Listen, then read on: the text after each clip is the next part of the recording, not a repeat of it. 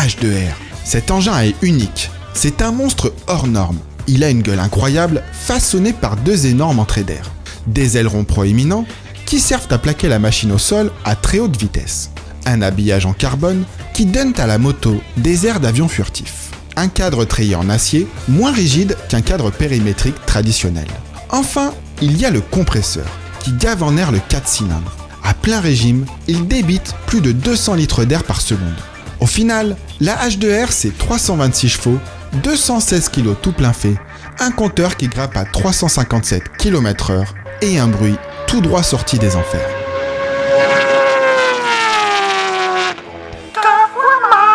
Pour son premier run, Cluman a choisi la KTM Super Juke R, le roadster le plus puissant de sa catégorie.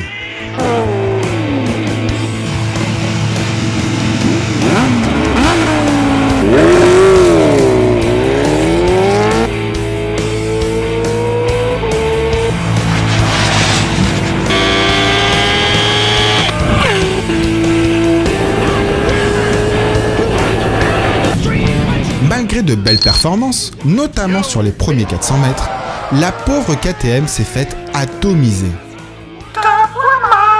Cluman décide de hausser le ton et opte pour la légendaire Suzuki Hayabusa, la première moto de série à avoir dépassé les 300 km/h.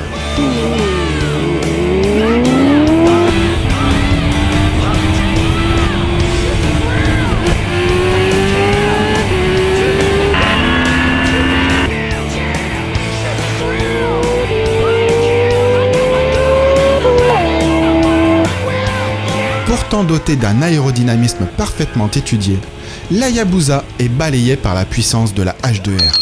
Mais ce chacal de Cluman n'est pas prêt d'abandonner. Il tente un coup de poker et sort de son arsenal un karting KZ 125.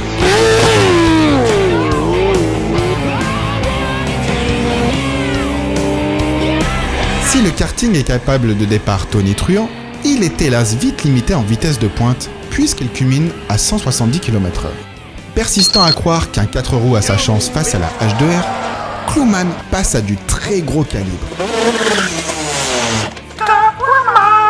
Une Mercedes AMG GTS et son V8 biturbo.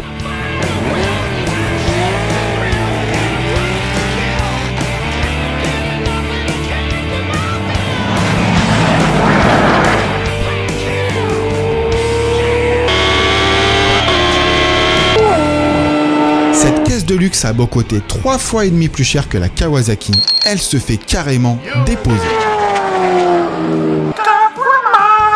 Dans un ultime sursaut d'orgueil, Cluman choisit la BMW S1000 RR, l'hypersport la plus puissante du marché, celle qui atomise toutes les autres sur son passage.